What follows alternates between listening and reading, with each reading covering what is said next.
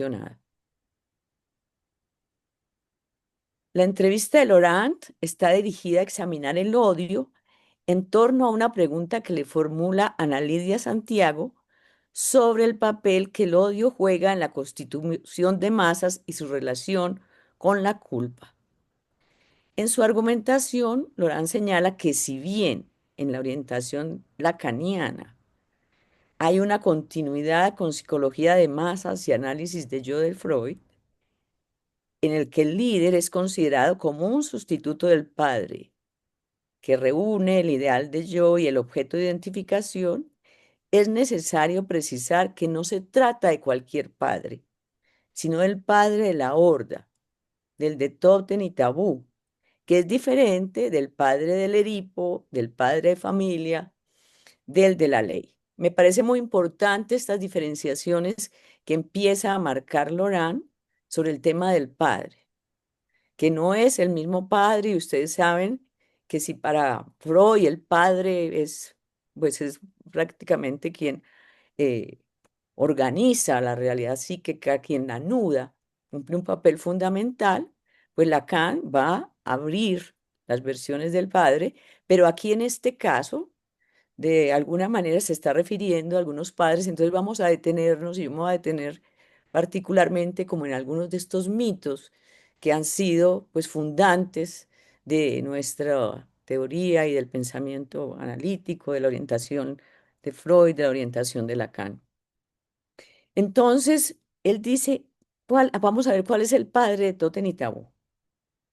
El padre de Totem y Tabú es el padre que goza de todas las mujeres, así lo propone Freud. Recuerdemos el mito de Freud, toda la manera como él lo narra, pero ese goce es un goce de todos, un goce ilimitado que los hijos con el asesinato quieren arrancar al padre. Se trata de un odio que, como lo señala Laurent, se transforma luego del acto en un sentimiento de culpa que conduce a un arreglo. Es el establecimiento de la ley del incesto, así lo plantea Freud, que va a dar pie precisamente a como la primera ley que permite una organización de la sociedad. Con ese asesinato del padre, dice Lacan, se refuerza la interdicción que da vía al goce, lo reconoce. El mandato es goce, goza, luego viene la ley. Es importante recordar, si no lo han leído, el mito de Totem y Tabú, que acuérdense, en los hijos celosos del padre quieren gozar de la madre, entonces deciden darle muerte al padre. Pero luego de que lo matan, pues sucede esto. Entonces, ese es el tema de la ley. Aquí daría para otra investigación y para precisar un poquito más. Yo solamente hoy lo menciono, pero está la ley que se afirma como modelo de sublimar el asesinato, como lo desarrolla Freud, por ejemplo, en Moisés y la religión monoteísta, que ese sería otro de los textos que habría que trabajar en relación con el tema del padre. Y lo retoma Lacan en su seminario 7 cuando se refiere a la expedición de las tablas de la ley por Moisés. O sea que allí estaría un tema del padre y podemos recordar varias de esas escenas bíblicas donde el padre, como la quema del becerro de oro, mientras Moisés sube al monte Sinaí a recoger las tablas de la ley y encuentra pues a todos estas tribus disfrutando y demás, entonces viene el castigo y viene todo esto.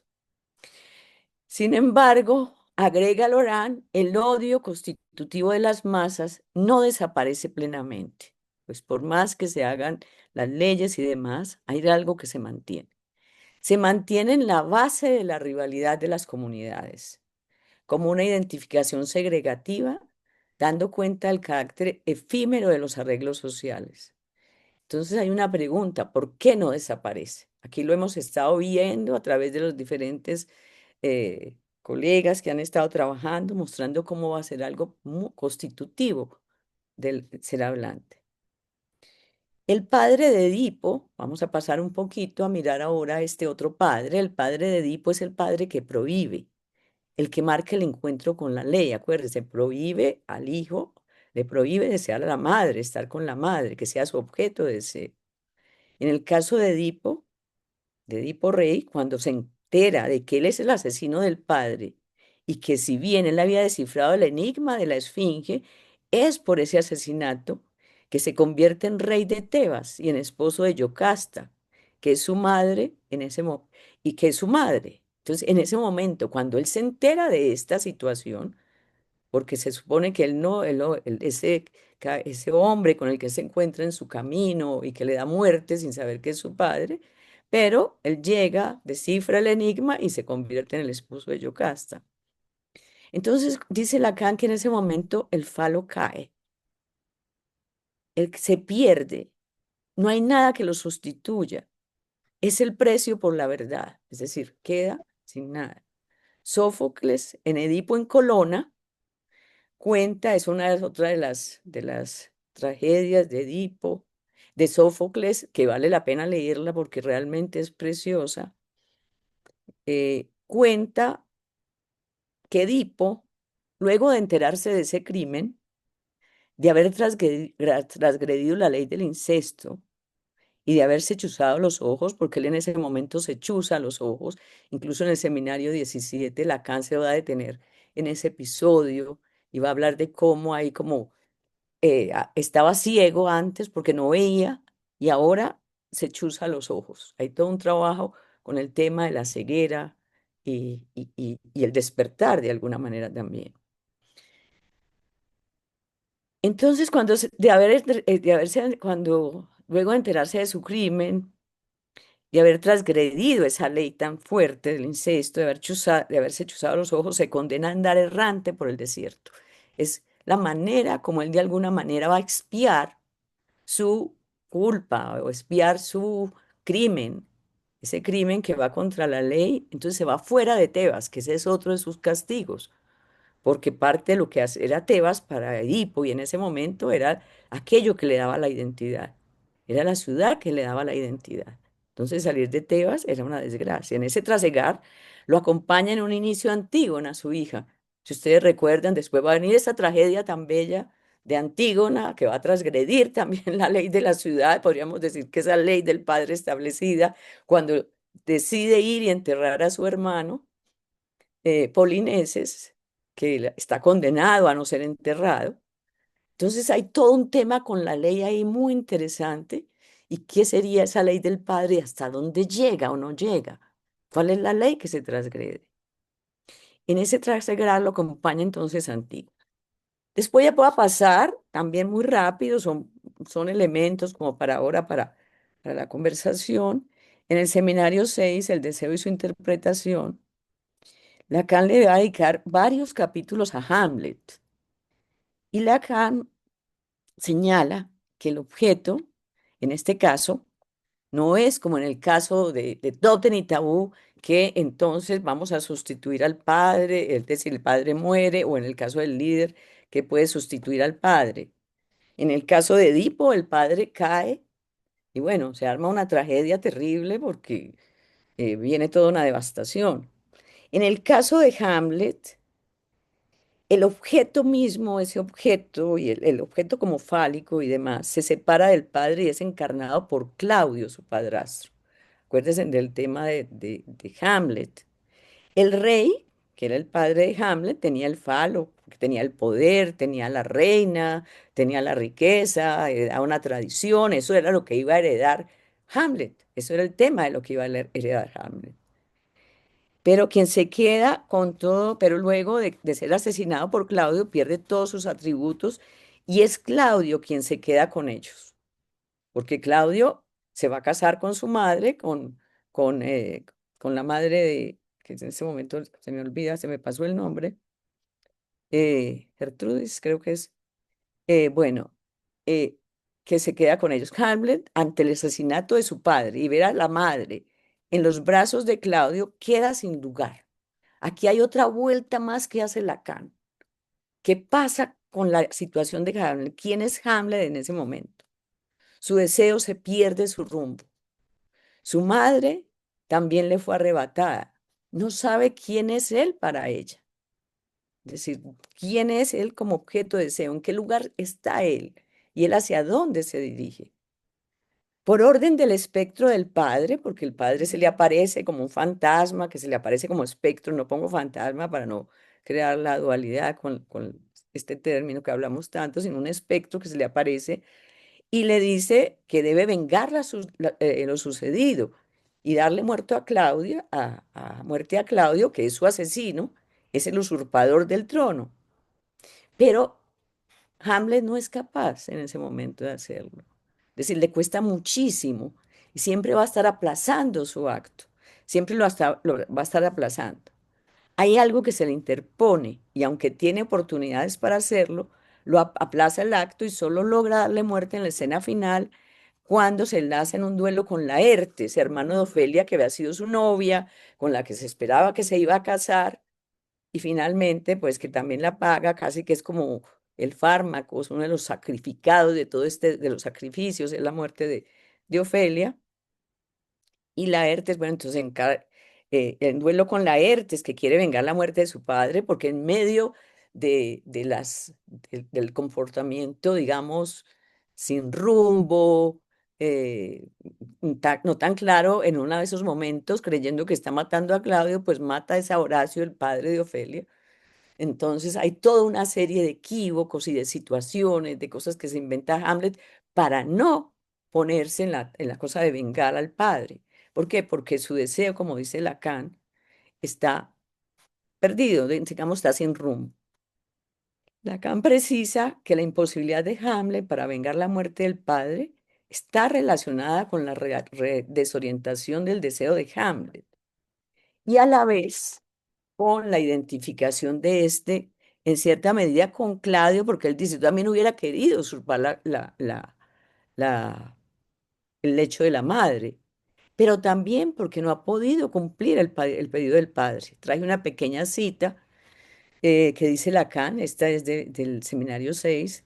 Hamlet, para actuar contra el asesino de su padre, que también él es el usurpador que lo ha desposeído a él, pertrechado de todos los sentimientos, sentimientos de usurpación, sentimientos de rivalidad, sentimientos de venganza. Sin embargo, no encuentra orientación. Solo al final, cuando ve a Ofelia, el cadáver de Ofelia, y se ha encontrado con Laertes, se lanza y acaba muriéndose allí muere. Pero la culpa principal es por haber perdido el rumbo del deseo, el cual solo es al final del drama, cuando se encuentra con Ofelia muerta, encuentra una dirección. Esto es importante porque cuando Lacan va a trabajar Hamlet, lo va a poner como un héroe moderno, como alguien que abre la modernidad. Es decir, abre la posibilidad de otro padre, abre la posibilidad de otra relación con el deseo también. Y acuérdense que para Lacan el tema de la culpa, el deseo, no seguir su deseo es la culpa, realmente, es lo que se vive como culpa. El odio que está en mí no lo conozco, dice Lacan, y aquí vuelvo un poquito a ese odio que lo trae también Laurent, a ese odio cuando habla de Hamlet, eh, a ese odio constitutivo, fundante, fundacional, a ese encuentro entre significante y viviente, algo que se rechaza, algo que hace agujero, a la falta. Lo único que hago es denunciarlo porque el mío no lo conozco. Aquí vuelvo a traer pues el texto que trabajaron ya, la trabajaron Silvia, después Viviana también se detuvo mucho en él, que es el de racismo. Miller en racismo precisa ese desconocimiento cuando él dice que el odio al goce del otro no es más que el odio al propio goce del cual está separado, que aparece como residuo, pero también está al inicio en el principio de toda identificación posible como algo que existe, o sea, que es previo, que está, en tanto pertenece al goce fundante, efecto del encuentro entre lo viviente y el significante, el cual a la vez que hace agujero, escribe la marca de goce que singulariza a cada ser hablante. Para Freud, la primera identificación es el amor con el padre, mientras que para Lacan se presenta como odio, enamoración. Bueno, la otra vez habíamos hablado un poco, creo que Rosa precisaba también de otra manera de Freud, de introducir el odio también como rechazo a todo aquello que no me causa placer, ese primer rechazo. En todo caso, ese momento de la audioenamoración lo sitúa, acuerdémonos un poco Lacan. Lacan incluso lo trabaja, lo podríamos decir como en dos momentos. En los complejos familiares lo refiere como el complejo de intrusión, que incluso nos lo recordaba Guy Briol en la conferencia inaugural, que es esa llegada del semejante, ese encuentro con el semejante que le va a quitar algo. Y después yo creo que lo amplía, lo recrea en cuando trabaja el estadio del espejo y dice, no solamente es el encuentro con la imagen propia y el reconocimiento del otro, sino con el doble, el semejante, ese que está ahí, que le puede quitar algo o no. Entonces, entonces el odio se sitúa desde el inicio en el encuentro con el otro como una pasión fundamental, como un afecto del ser. Seminario 6, así lo trabaja en el Seminario 6. En el estadio del espejo, el ser hablante no solo reconoce su imagen y el júbilo que le produce ese encuentro, sino también al otro semejante, al que odia y ama a la vez.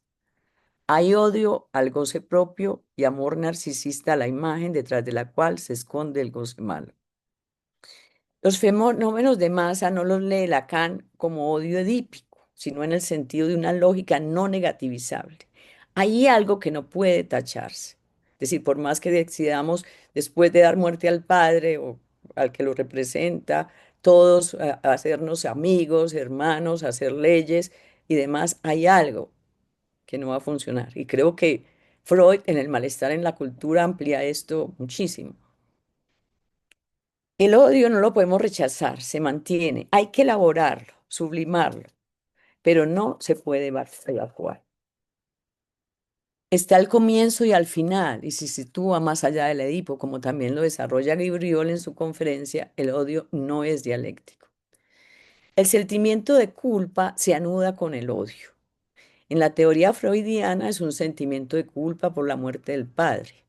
En ese sentido, el sujeto es responsable de ese acto que permitió llegó a la constitución del lazo social entre hermanos. En Lacan, dice Laurent, el sentimiento de culpa, él nos trae el ejemplo de Kafka. Este sería un tema por desarrollar. Yo aquí solamente lo traigo porque me parece interesante pensar esa vertiente que abre. Él se refiere al proceso o la colonia penitenciaria. Se trata de una culpabilidad que va más allá del padre. Él lo sitúa como Kafka, psicótico, es inventor de un mundo en el que el padre no tiene lugar. La carta al padre da cuenta de lo que es la forclusión del nombre del padre. Si ustedes sí, si leemos la carta al padre, vemos que es un reclamo permanente, usted no ha estado, no ha estado.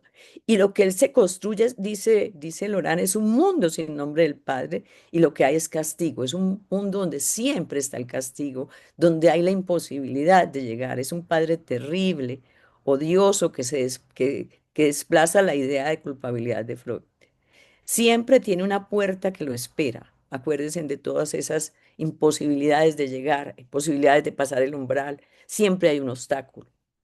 Lacan señala que ese sentimiento de culpa se ha transformado en sentimiento de odio singular.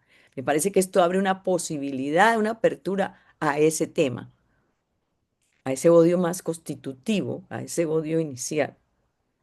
No es odio al que puede gozar de todas las mujeres, es odio a sí mismo, hacia mí, en lo que el goce tiene de insoportable. Bueno, yo dejaría hasta ahí y le pasaría entonces la palabra a Jimena. Adelante, Jimena. Estás muteada. Ahora, buenas noches, gracias Beatriz. Em, pues yo voy a seguir con el tema del odio, pero quiero hacer un lazo ya con la clínica. Y para esto he elegido un material clínico trabajado por Freud con el objetivo mío, ¿sí? De plantear la posición de Freud, pero también plantear la posición de Pierre Bruno, que toma el mismo texto para señalar algunos aspectos sobre el odio en la histeria masculina. Se trata de un texto titulado Una neurosis demoníaca en el siglo XVII, publicado en 1923. Es un texto que no aludimos a él con frecuencia, en verdad. En él, Freud presenta el caso de Cristóbal Heisman, un pintor, cuyas vicisitudes son trabajadas con base en la lectura de manuscritos que llegan a manos de Freud. Freud presenta el caso como una neurosis, explicando que es conocido que en representaciones de arte, de experiencias de posesión y éxtasis, se pueden apreciar manifestaciones de la histeria. Señala además que en cada época la histeria puede manifestarse tomando elementos propios de cada periodo. Se reviste con ellos. Vamos al caso. Freud cuenta tanto con el relato del monje que escribe sobre el caso, el escribiente podríamos decir, como también con un fragmento del diario de Heitzmann. Freud señala que es justamente lo escrito en el diario lo que le permite afirmar y sostener su juicio sobre el caso.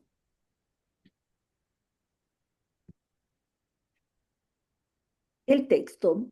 En septiembre de 1677, Heitzmann llega al monasterio de Mariazell después de haber sufrido terribles convulsiones durante días.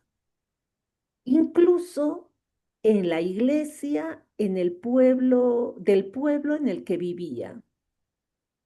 Interrogado, había señalado que 9 años antes, encontrándose él en un estado de depresión por la muerte de su padre, depresión que se traducía en la desconfianza de sus aptitudes artísticas y la presencia de un temor a morir prontamente, había hecho un pacto con el demonio, escrito con sangre, en el que le aseguraba al demonio ser un hijo fiel y que 9 años después le entregaría su cuerpo y alma.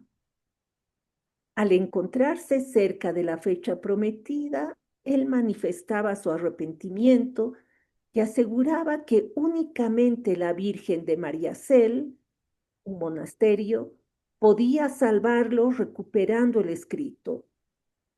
Es así como Heitzmann llega al monasterio. En él inicia un período de oración y penitencia. Días después, estando él en la capilla, en presencia de los monjes, tuvo visiones. Se le apareció el demonio con forma de dragón, devolviéndole el pacto escrito con sangre. Los monjes afirman no haber visto nada, sino movimientos de Heisman al interior de la capilla. Después de retirarse a un rincón, apareció con el documento. Según el relato, el pintor, curado totalmente, dejó el monasterio y se fue a vivir a Viena. Las visiones, convulsiones acompañadas de intensos dolores, incluso la parálisis de una pierna, no tardaron en aparecer nuevamente. Pero ya no era el demonio el que aparecía en sus visiones, sino Cristo y la Virgen.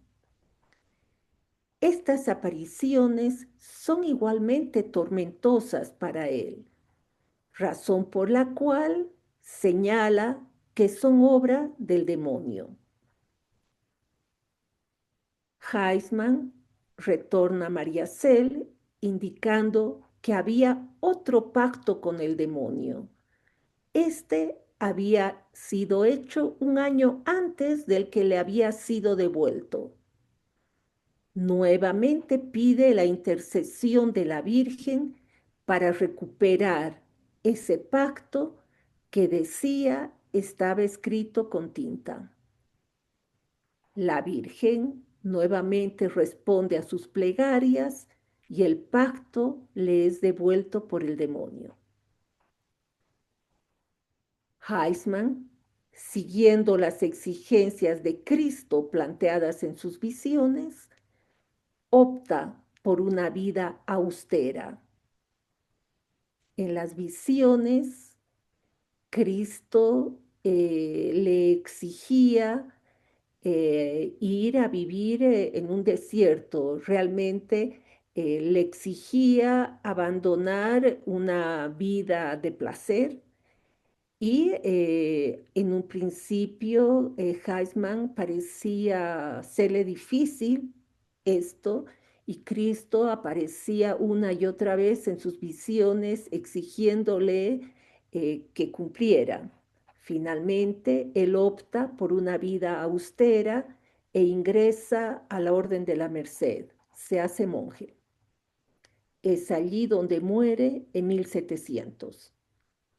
El manuscrito señala que hasta su muerte todavía tuvo visiones en las que el demonio le exigía aceptar a nuevos pactos que él rechazaba. Pero estas visiones, aclara el manuscrito, solo se dieron cuando él se excedía con la bebida. Ese es, he recuperado, creo, el material importante y paso ahora a plantear el análisis, las interpretaciones de Freud. Freud se pregunta por el motivo que llevó a los pactos. Argumenta que el demonio aparece prometiéndole ayuda justo cuando Heisman se encontraba deprimido por la muerte de su padre. Para Freud, los pactos aseguran que se cumpla el deseo de Heisman, el tener junto a él, a su padre, por 9 años. Su padre representado por el diablo. En este punto, Freud señala que la tristeza por la muerte del padre se transforma más fácilmente en melancolía cuando la relación con el padre está marcada por la ambivalencia. Es decir, que además del amor por el padre, que hacía suponer la depresión después de su muerte, la relación con el padre estaba marcada también por el odio. Al interpretar el caso, Freud ubica la posición femenina de Heisman en la relación con el padre, posición que es rechazada por el pintor porque lo enfrenta con el riesgo de la castración. Su rechazo sería una forma de evitar la castración. Sobre este punto, Pierre Bruno señala que Heisman no pudo sostener una relación de rivalidad con el padre, diríamos el Edipo positivo, ¿no es verdad? Una relación de rivalidad con el padre por temor a la castración, razón por la cual viró hacia una actitud femenina hacia el padre, lo que llamaríamos el Edipo negativo. Actitud que para Freud y también para Pierre Bruno tampoco pudo sostener por la misma razón, o sea, el miedo a la castración.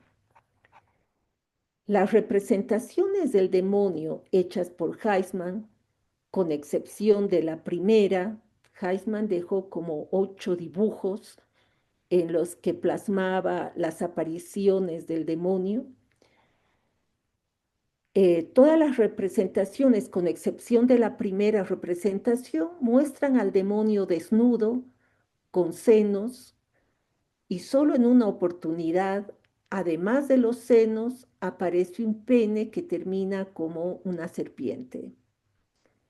Para Freud, eh, la representación, el haber introducido los senos en la representación, para Freud se trata de la fantasía de Heisman que muestra así un padre castrado.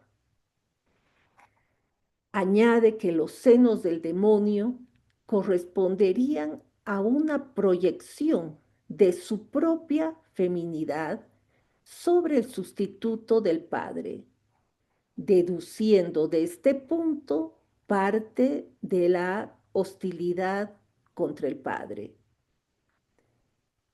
Freud ubica así un rasgo distintivo de la histeria masculina, la intensidad sobredeterminada del odio por el padre. Freud, en su interpretación, se apoya fuertemente en el Edipo, mostrando la dificultad de Heisman para asumir una determinada posición sexuada. Heisman fantasea. En sus visiones se le ofrece riqueza y placer que él siempre rechaza. Finalmente, retrocede en su búsqueda y obedeciendo las órdenes de Cristo, se retira a una vida monacal, mostrando también su impotencia. Guillermo Velaga orienta comentando que se debería analizar más la defensa contra la castración materna. Entiendo que a partir de este comentario podríamos pensar en la elección de la Virgen como la única con el poder de salvarlo, atribuyéndole así ciertos atributos fálicos.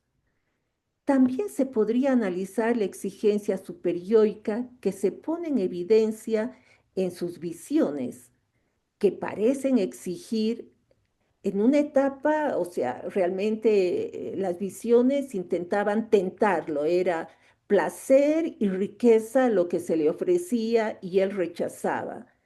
En una segunda etapa, realmente, cuando aparece Cristo, la exigencia de abandonar toda posibilidad de placer era importante. Parecen exigir, por eso pongo la renuncia absoluta al placer mundano. Eh, Cierto que actualmente el análisis del material no se hubiera centrado únicamente en la problemática edípica, pero esta es una válida aproximación freudiana al texto. Es todo. Muy bien, muchas gracias, Jimena. Bueno, es muy interesante lo que nos traes ahora, pues para pensar con la época donde, bueno, los discursos masculinos, algunos muy reivindicativos, ya se ha mencionado el tema de los incels y algunos otras posiciones que son como exigentes de un regreso a lo conservador, eh, eh, hablan muy profundamente en el hombre, en el varón. Incluso se ha visto cómo en distintas partes del mundo las tendencias políticas ahora se diferencian sexualmente entre una posición más liberal del lado de las mujeres y una posición más derechista, más ultra del lado de los hombres. Y ahí el odio campea. Entonces, bueno, me parece que tiene mucha relación con esto. Y bueno, también me llama mucho la atención cómo Beatriz nos trae sí, las raíces que Freud encuentra en el Edipo para hablar del odio, pero también lo ubica en el más allá a partir de Lacan. Bueno, primero bajo su vertiente imaginaria, dependiente del estadio del espejo, del doble, etcétera, pero también bueno, lo que hemos ido tocando de la vertiente real.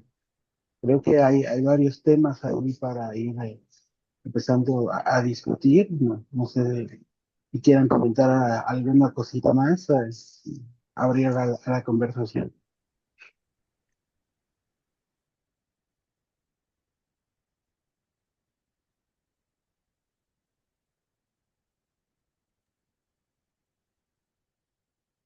Tenemos a Vivian.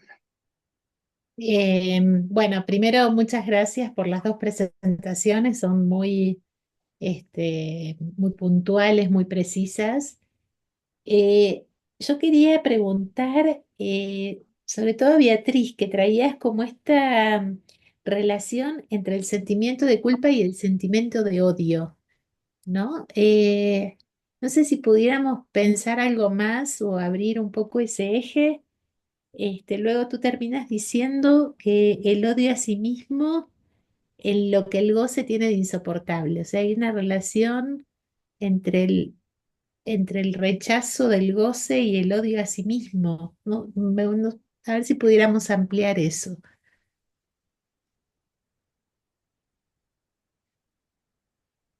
Estás muteada, Beatriz. Sí, gracias, Viviana. Es uno de los temas que realmente se me abre a mí también como pregunta, como para indagar más algunos de los puntos que encuentro allí que pude como seguir. Está primero, pues, lo que es evidente, que es muy claro en Freud y que es muy claro en relación con la muerte del padre y qué pasa después, sobre todo en este caso de Toten y Tabú, qué pasa después. La muerte del padre, Toten y Tabú es tratado primero, creo que en el seminario 17 como en conjunto con el Edipo, en conjunto con Moisés, y luego en el seminario 18 va a separar un poco, que sería más Totem y Tabú, como odio, como ese goce de querer estar con todas las mujeres, y el Edipo lo va a relacionar más con la madre, ¿no? La prohibición de la madre, o sea que hay una diferencia entre madres y mujeres. Es interesante porque allí del goce de las mujeres, entonces la posibilidad de armar la ley, de armar sociedad, se vuelve una manera de manejar la culpa. Es una manera de manejar la culpa, es con esta acción, es pudiendo armar sociedad, pudiendo armar otra cosa. Cuando vemos, por ejemplo, Moisés y la religión monoteísta, también encontramos una cantidad de sacrificios. Gabriel, cuando nos hizo la conferencia, él nos hablaba del fármaco, como que siempre ante el crimen hay la necesidad de expiar el crimen. Bueno, y las religiones creo que nos traen mucho de eso, ¿no? Somos culpables, que pecamos, el goce es pecado y hay que expiarlo. Es esa tradición judeocristiana que tenemos, o que tenemos muchos, pues creo que la mayoría de los que estamos acá. Eh, entonces hay ese tema de la expiación que en el caso de Moisés y toda la historia bíblica y demás, pues está muy presente. ¿Qué pasa con la culpa? Incluso ordenar asesinar a lo más preciado, al hijo. Acuérdense de Abraham, Isaac. ¿Cómo? ¿Qué pasa? Hay que hacer algo de expiación. ¿Por qué tenemos que estar expiando el goce? ¿Por qué tenemos que estar expiando ese goce fundante? Incluso los católicos en la religión y en la Biblia, acuérdense, había un goce inicial, es decir, había una falta, que siempre hay que estar pidiendo disculpas a Dios por el pecado. Entonces ahí hay un tema de la culpa muy importante. Creo que Freud también lo va a desarrollar mucho en trabajos sobre Dostoyevsky y demás, que no, yo no alcancé a revisarlos, pero podría uno pensar. En el caso de Lacan, Que lo que hay detrás es el odio, ese odio rechazado y que no se admite. sí, Entiendo por lo que fui siguiendo, podríamos pensar eso. yo creo que hay eso, hay eso. Ahora, ¿cómo lo manejamos? ¿Qué culpa es esa? Porque Lacan va a hablar después de la culpa es no ser fiel al deseo. Es decir, Mm. Lacan le va a dar una vuelta al tema de la culpa. Es decir, lo único que de ser culpable sería de no cumplir o no seguir su deseo. Que incluso lo va a desarrollar pues muy ampliamente cuando trabaja Antígona y le da toda esta exaltación al deseo y demás, como Antígona sí es la que cumple con su deseo. Bueno, no sé después. En el caso de Hamlet es interesante también, ¿Qué le pasa a Hamlet? ¿Siente culpa? ¿No siente culpa? Al final él mismo acaba sacrificado, porque él muere al final. Ujú, Eh, sí, pienso que ese tema de la culpa, la vuelta que le dio Ibriol es interesante, cómo el crimen, el estar en contra de la ley, la transgresión de la ley merece culpa. Antígona transgrede la ley total de la ciudad, que es la ley del padre, y es condenada a morir. Ella no le importa y lo hace, y bueno, y la matan, o ella misma se suicida finalmente. Pero, ujú, pero, pero tiene toda esta ley, tiene toda esta carga, ¿no? No solamente la ley para ordenar el goce, sino que la ley viene acompañada del castigo, de la expiación y elaborar eso. Entonces, ¿eso qué queda? Ese residuo. Lo único es elaborarlo en lo que medida de lo que podemos. Creo que el arte es una de las maneras que se ha visto de elaborar residuos, de elaborar restos. Por ejemplo, el Guernica, estoy pensando en el Guernica de Picasso, con la ujú. muerte de esta guerra, este horror de la guerra, y él hace este maravilloso cuadro que es el Guernica, que de alguna manera se vuelve como algo presente. Yo pensaría que no lo había pensado así, ahora sí que se me ocurre, como como algo expiatorio también. Bueno, no sé. No, tenemos a Silvia. Adelante, por favor. Hola, buenas noches. No, una cosa cortita. Yo pensaba más que expiar el goce, si no hay un goce en esa expiación. Y la culpa. Claro, También. como que me parece que es inverso, como que todo ese Ujú, sacrificio, esa expiación, también, sí. todo eso es un goce Pero, que probablemente raya en claro, el... pero no podríamos pensar que es como un recurso de la neurosis para dialectizar el odio no dialectizable. Eso es lo que fui como tratando de elaborar, ¿no? Si partimos de la conferencia de Briol, que es el odio no es dialéctico, y vemos eso, digamos, rechazado, que se admite, que se admite. Y por otra parte, ahora, a partir de las contribuciones, ay, no me Perdón. escucho, no Carolina Forte pudiera iniciar. Creo que tienes que cerrar todos los micrófonos. a ver si Sí, puede cerrar el micrófono. ok. Ay, qué pasa. Este, no, decía que si partimos de la conferencia de Guibriol, que dice que el odio no es dialéctico, y gracias a las contribuciones de Jimena y de Beatriz que introducen la cuestión del Edipo, y entonces vemos este recurso de la neurosis del Edipo para intentar dialectizar lo que no es dialectizable y que se vale de la culpa, de la expiación, de todos estos recursos, un Mm, poco como dice Silvia, que incluyen un goce masoquista, podríamos decir, del orden de lo expiatorio, para dialectizar lo indialectizable, que sería este núcleo ujú, originario de la estructura, por lo que vengo siguiendo. Claro, Sería así. sí. está bueno. Bueno, me sumo a la conversación, retomando un poco este tema del fármacos, ¿no? Porque justamente ahí, digamos, la vuelta que nos hace dar Guibriol es ver la parte social, ¿no? Cómo finalmente con esta cuestión del fármacos hay alguien que se vuelve eh, la víctima de la expiación del pecado, pero no es el pecado propio, es el Mm, pecado de la comunidad aterrizado en alguien que se vuelve blanco del odio, ¿no? Es decir, que la culpa comunal, la culpa que pertenecería a todos, se vuelca en uno blanco del odio de todos. Entonces hay como una especie de puente en esta elaboración de Briol para nosotros. Sí, me parece interesante porque además con el caso que recupera Jimena, que verdad, no es un caso que hemos trabajado o que trabajamos habitualmente, ¿no? Quizás hoy, no sé, pondríamos en duda que eso es una neurosis, no sabemos. Sí. No, no sé, Jimena, si investigaste un poco más eso, pero hay toda una cantidad de, no sé si se pueden llamar alucinaciones o cuestiones, bueno, en fin.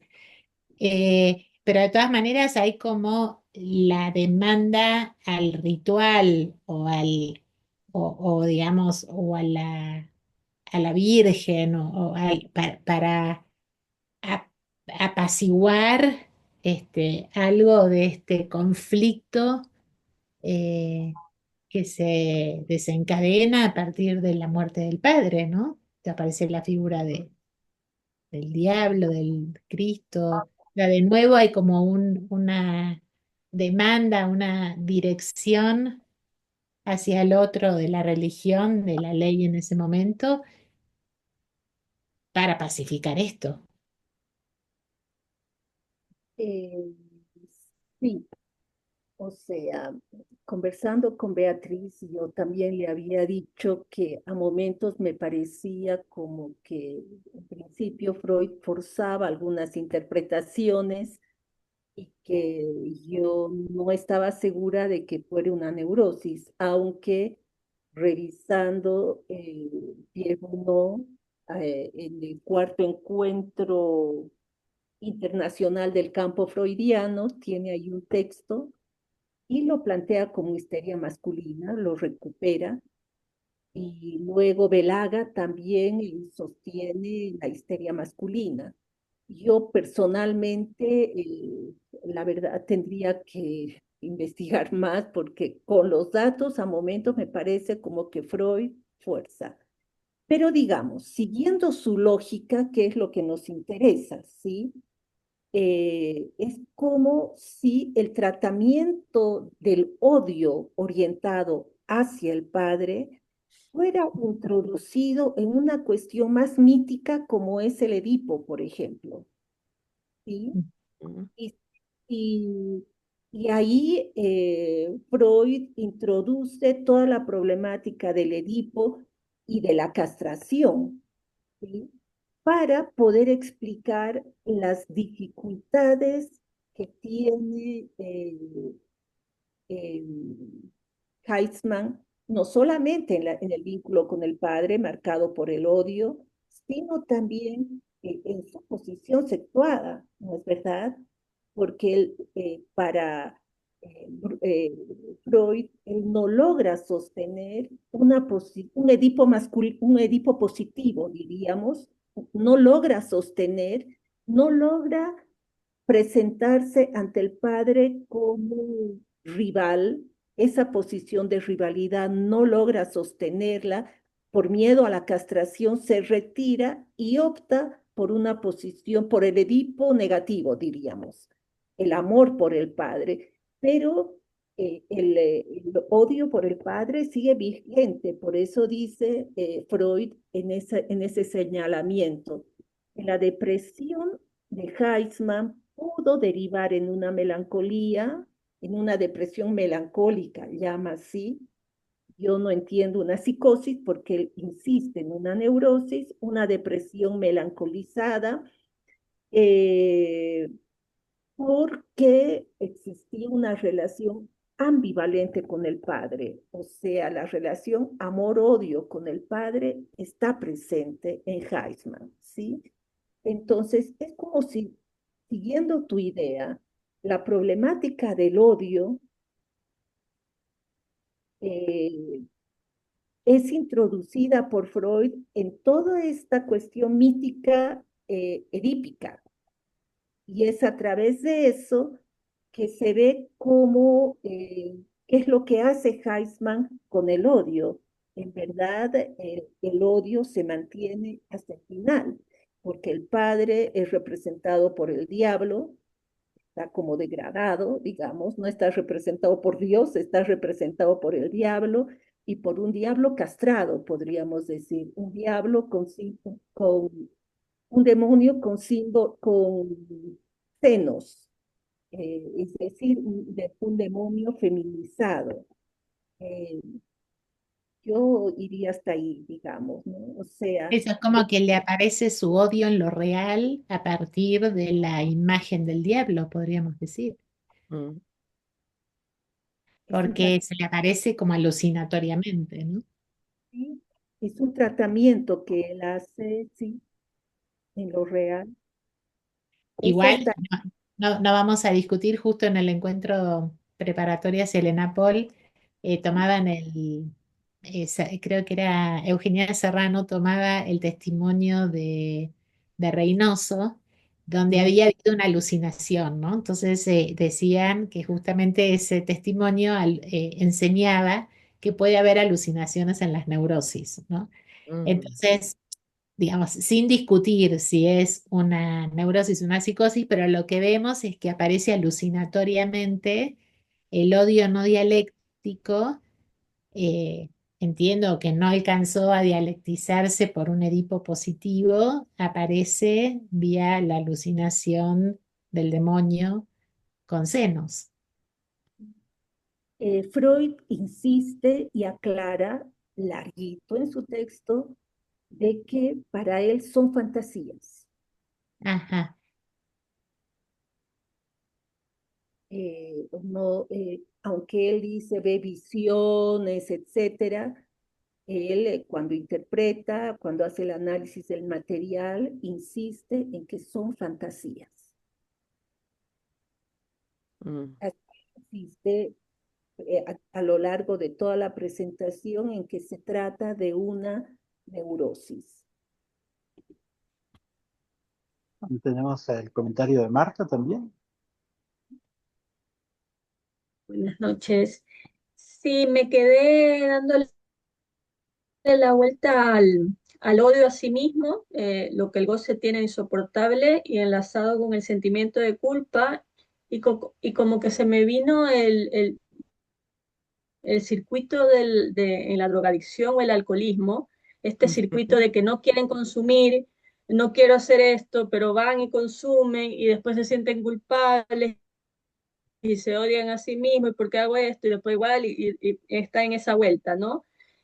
Pero para preguntar ahí, siguiendo un poco de lo que hemos hablado, si el sentimiento de culpa ahí en esa vuelta pulsional, ahí estaría el goce y eso, el sentimiento de culpa será un modo de poder hablar, dialectizar eso que se encuentra, no sé, enfrascado en ese consumo, en esa drogadicción, como pregunta para, porque me pareció interesante cómo enlazar ahí esto de la culpa con el odio a sí mismo y el goce insoportable ahí. Y se me vino esto de las drogadicciones, el consumismo, no sé si nos ayude un poco. Eso.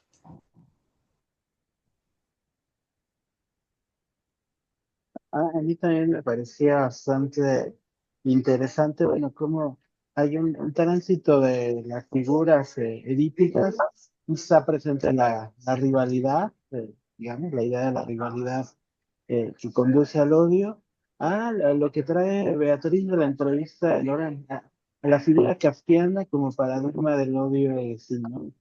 Eh, Más que, digamos, la culpa kafkiana no tiene sentido. La del proceso, que es la que cita ahí Loran, y la colonia penitenciaria que alguna vez trabajamos, son culpas sin sentido y realmente mucho más cerca del odio del cine, ¿no? Son dos novelas que acaban en la eliminación de su protagonista, ¿no? De una forma bastante cruel. Entonces, bueno, me parece interesante eh, cómo pensar ese tránsito, ¿no? Entre estas figuras de la culpa a estas figuras kafkianas. Ujú. Ujú. Viviana, y bueno, ya Yo recogemos diría tres. que a propósito de lo que traía Martita, bueno, y supongo, Pepe, que lo trabajarás la próxima clase, ¿no? Pero esta condición del odio a sí mismo que trae como correlato la degradación del sujeto en tanto objeto de desecho. Entonces queda como en un circuito que es lo que vemos en las toxicomanías, que gracias por la referencia clínica, porque ahí lo que vemos es que hay como un goce que supera la voluntad, un goce que supera, digamos, el deseo, la pulsión de vida, qué sé yo, todo lo que el sujeto puede disfrutar, llamémoslo, es un goce compulsivo que lo lleva a, digamos, a un éxtasis tóxico, ¿no? Y después cae como un objeto de desecho, eh, culposo, mortificado, degradado, donde pierde toda dignidad y el sujeto queda como ¿cómo se llama? Aprisionado en ese circuito del cual no puede salir, que es más fuerte que él y donde hay toda esta cuestión que cada vez lo degrada más, odiándose más a sí mismo, ¿no? Entonces sí podríamos pensar que hay algo quizás ahí más en juego en el cuerpo, ¿no? Quizás lo que traían Beatriz y Jimena está más en el lado de la fantasía o el Edipo o las relaciones más neuróticas y en las toxicomanías vemos todo este circuito en el cuerpo intoxicado, ¿no? Más a nivel, este, sí, de ese registro, ¿no? Así como en el crimen vemos la cuestión más de la clínica del acto, acá vemos el circuito encapsulado en la cuestión corporal donde lo simbólico no alcanza para tramitar estos puntos. Me parece muy interesante. Yendo al punto, me parece muy interesante el planteamiento sobre la toxicomanía, pero cuando tú hablabas del odio a sí mismo y cómo se va degradando uno y quedando como objeto de desecho, digamos, en la clínica encontramos a la melancolía como ejemplo. Tal cual. Eh, entonces, hoy no quise tocar la melancolía y agarré algún casito que extraño, que no lo leemos, pero porque la melancolía me parece mucho más evidente como un ejemplo de el odio a sí mismo, ¿no es verdad? Como dado que Freud plantea la melancolía como una psicosis, el sujeto no tiene recursos para poder frenar eso que incluso él nombra como un delirio de indignidad y que reduce al sujeto a desecho. Ese sería Ujú. el ejemplo Sí, de odio. yo quería como también, pues aquí, como reaccionar un poco con lo que trae Marta sobre las adicciones y demás, y pensaba también que también lo encuentra uno mucho esto de no poder salir en muchas mujeres maltratadas, relaciones intrafamiliares en que no es posible separarse. Y ahí la salida y la cose y cuando uno habla con ellas, pues usan esta palabra, es que mi autoestima está por el suelo, pues como usualmente se lo dicen. Es decir, la imagen propia, ¿dónde está? ¿Qué pasó? Entonces hay todo ese intento de salir, estoy desperdiciando mi vida, lo mismo que también dice la persona que está entregada al alcohol, no, yo tengo que seguir mi camino y de nuevo ahí diría, bueno, ¿dónde está el deseo? Podría uno pensar en Lacan y por dónde va el deseo. ¿Por dónde va el deseo? ¿Por qué no puedo salir de acá y me estoy enterrando en vida? Aunque haya goce, porque Silvia ahora me puede decir, bueno, pero hay un goce.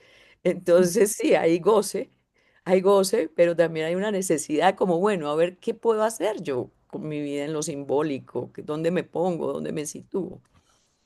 Y en los casos que traigo, yo creo que el caso de Hamlet marca una diferencia un poco con Edipo, que me parece importante. Hamlet me parece interesantísimo, porque Hamlet, por ejemplo, hay una escena ya en la obra, cuando él se le presenta a Ofelia y se le presenta desparramado, sin ropaje, todo sucio, como el príncipe Hamlet que se hizo, ya no está caído, perdió su identificación, perdió su falo, como dice ahí Lacan, perdió eso y no sabe quién es, dónde está su deseo.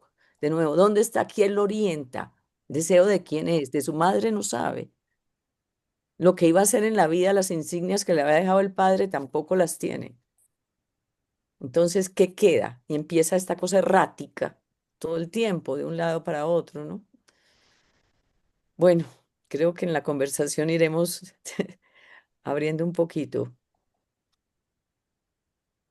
Ujú. Me parece que quizás la cuestión, la diferencia entre las mujeres maltratadas que traes, Beatriz, y la clínica masculina, digamos, en que ahí hay como una proximidad de la mujer, ¿no? Con, digamos, como una cercanía con lo pulsional mucho más directa, mucho más abierta, ¿no? Que en el caso del hombre, por más que estemos en otros planos, ¿no? Me parece que eso también sería interesante explorar, cómo se presenta ahí la cuestión. eh, Silvia podría recordarnos, ¿no? De lo que goza ahí, lo que es gozado allí, y las cuestiones que tienen que ver con lo que ustedes traen, la culpa, la rivalidad, lo religioso. eh, en fin, me parece que también es un punto distinto donde Freud hablaba del masoquismo femenino, por ejemplo, ¿no? Cosa que Lacan dice que eso es un fantasma, pero Ujú. hay allí algo como un llamado, como un empuje a la objetalización más, con menos obstáculo, ¿no? O sea, está más empujada a caer ahí por la condición femenina, ¿no? Sí. ¿Cómo se da ahí la culpa? Sí, porque en el caso incluso de las mujeres muchas veces hay culpa de haber sido, es decir, están mal, llegan, se quejan, pero después de ser maltratadas y cuando regresan, como después de, pierdo mi lugar, está ese tema de ser la única, de ser la mujer, de qué lugar ocupa en la relación, qué es él para ella. Es decir, estoy recordando un poquito el texto de Miller sobre la clínica de la posición femenina, ¿no? Donde él habla que no es solamente pensar las mujeres desde el que tener o no tener, sino del ser, Ujú, desde dónde están, quién les da algo de ser, si no hay nadie, dónde lo buscan, dónde lo encuentran. Tal vez es algo más propio de la histeria también, es decir, buscando algo por fuera, algo externo que sostenga. Entonces perder ese lugar se vuelve complicado y después vemos muchas que después se piden perdón y que ellas fueron las equivocadas y que el marido tenía la razón y que bueno, y vuelven. Esa reincidencia permanente, ¿no? Ahí yo creo que habría que ver cada caso, Beatriz, porque Mm, si sí, muchos, hay reincidencia, vuelven con el marido, retiran la denuncia, eso se repite, pero yo no creo que podamos generalizar una ujú, razón. Creo que cada caso es un caso sí, en el que habría que ver la razón por la que se mantiene esa relación de la que se quejan. Y ahí habría que ver el goce, su posición, hay muchos elementos por analizar, pero hasta pensar lo que es el amor para la mujer. ujú, sí, Entonces, no podríamos, yo creo que no podríamos encontrar una sola respuesta para entender lo que ujú, sea cada una, cada caso. También me parece interesante con esta referencia a las toxicomanías, cómo aparece esta cuestión de lo inamovible de ese goce, ¿no? Del goce toxicómano, también hay algo indialectizable ahí, ¿no? Tal como ocurre con el odio. Y creo que en ambos casos, cuando es algo que también aparece en la tragedia de Hamlet, hay una parálisis del deseo. En ese sentido, ¿no? Creo que clínicamente, tal vez en los casos de donde aparece el odio, el deseo, que es todo lo contrario, es completamente móvil, bueno, tiende a estar ahí como muy adormecido, ¿no?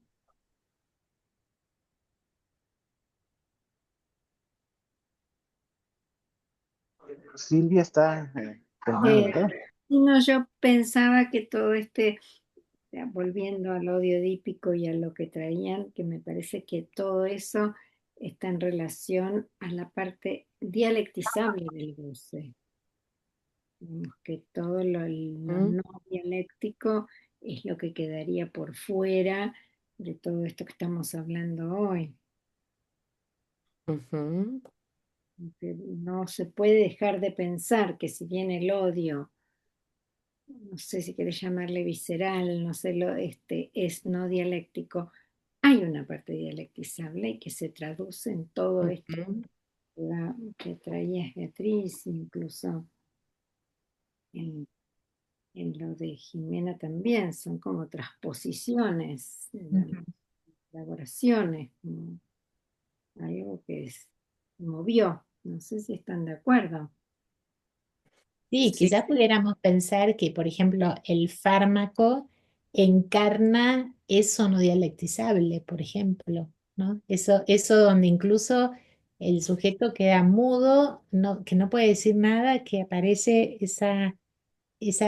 ni siquiera es una repetición, esa insistencia, ¿no? Esa iteración, podemos decir, y que me parece que todo esto que ustedes han desplegado, a mí por lo menos me ayuda a esclarecer esto, digamos, de lo que es dialectizable a eso que no es dialectizable y que se encarna en un objeto que podría ser el hombre maltratador, por ejemplo, en el caso de lo que hablábamos de la mujer el agresor, o el fármaco, o bueno, el objeto de la alucinación, o habría que situarlo, obviamente, o incluso podríamos investigarlo en el objeto del crimen, ¿no? Quizás también aparezca que es finalmente algo del orden de la pulsión de muerte indialectizable, ujú, que queda, entiendo, en ese objeto rechazado que funda la estructura.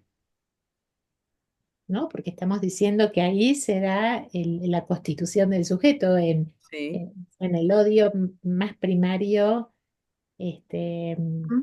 de Lo la estructura, rechazado. ¿no? Que constituye la estructura y que vemos que, por ejemplo, habían comentado también la cuestión del amor. El amor también es para dialectizar, ¿no? Porque vimos la sí, cuestión del odiamoramiento. O sea, Ujú. dialectiza por la vía de la pulsión de muerte cuando está en buenos términos el afecto, pero después tenemos este componente de odio que también está constituido en el amor, que está ahí también presente.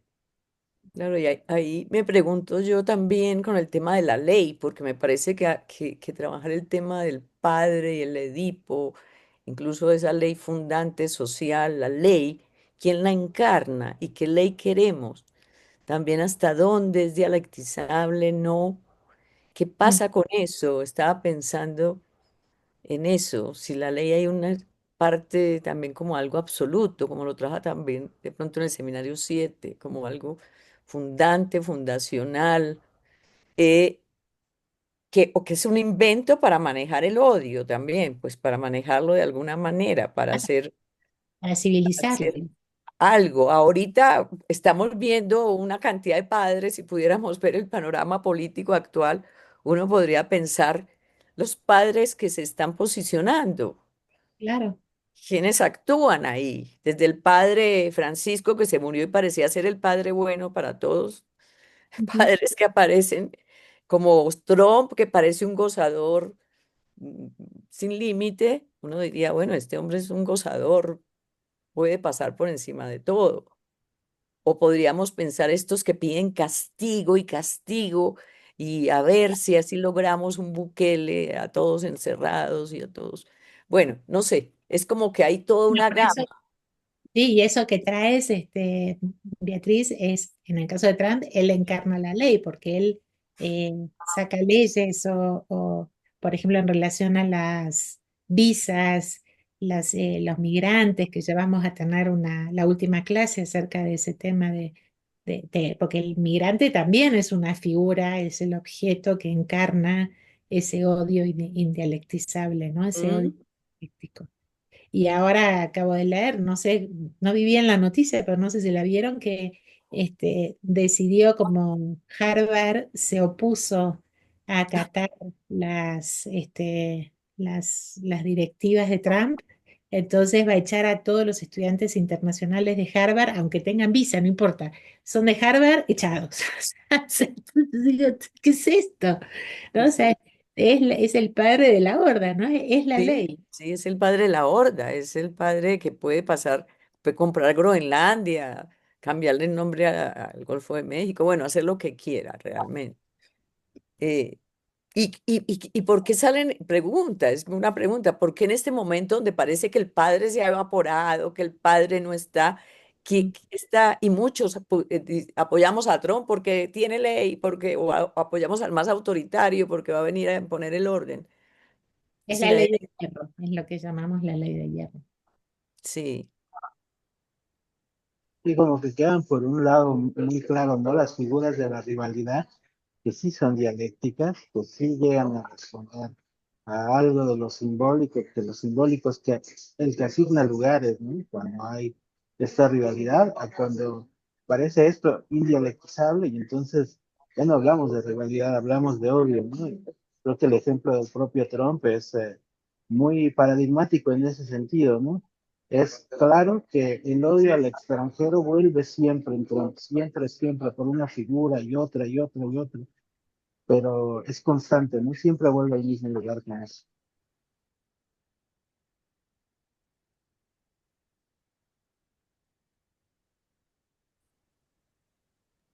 Así haya más preguntas en la sala, o algo que quieran comentar, Jimena, Beatriz.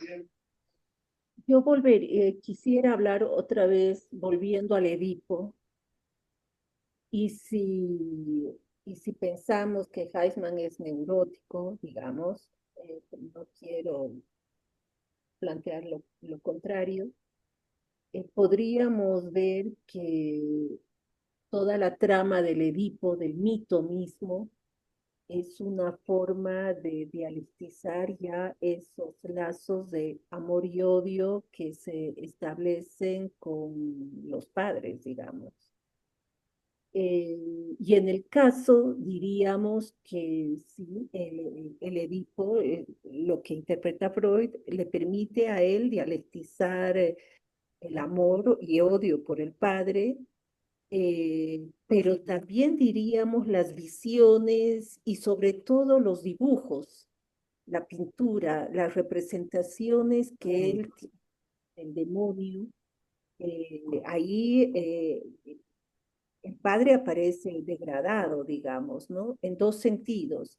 Si bien el demonio tiene todo el poder, pero es la cara negativa socialmente hablando, ¿no es verdad?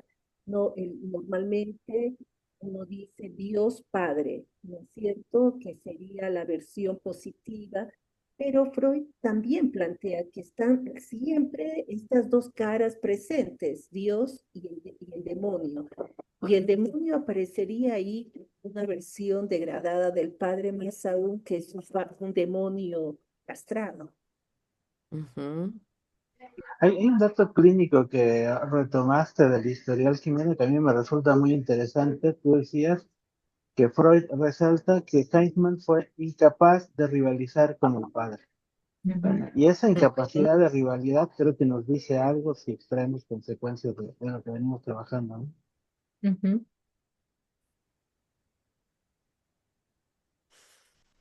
Sí, Sí. también en el caso de Jimena lo que trae del trato, hacer el trato, hacer tratos.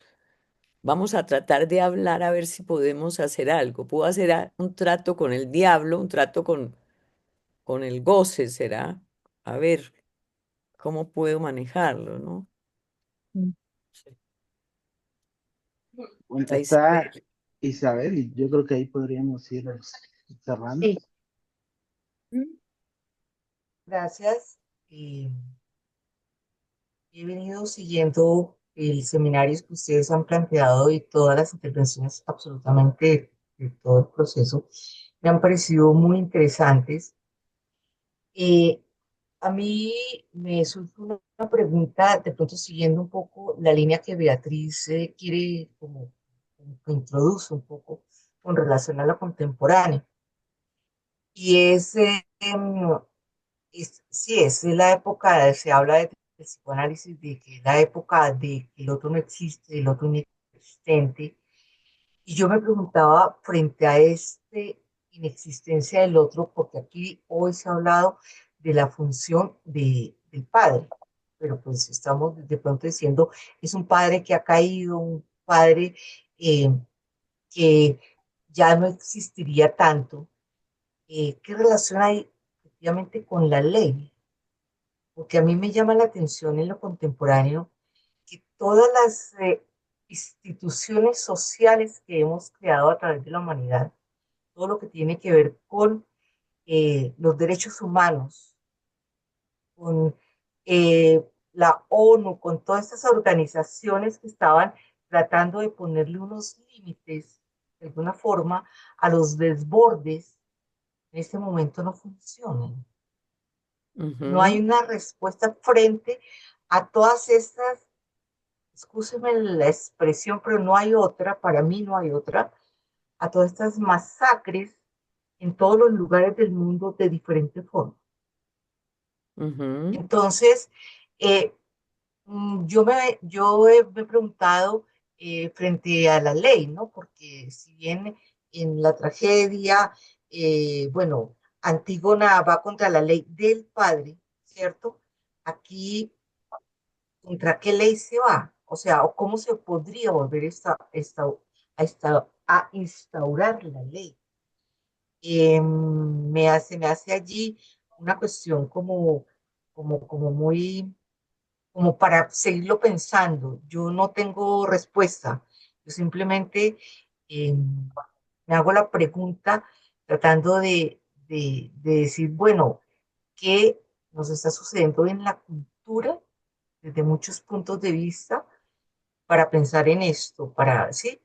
Y si esto es lo que efectivamente de pronto en los jóvenes exacerba lo que llamamos la violencia, el bullying, etcétera. Todo lo que de pronto allí está en juego en esta película bueno, en esta serie de, que aquí se planteó en la primera sesión que tiene que ver con adolescencia, ¿cierto? O sea, si ese es esto también lo que está allí en juego.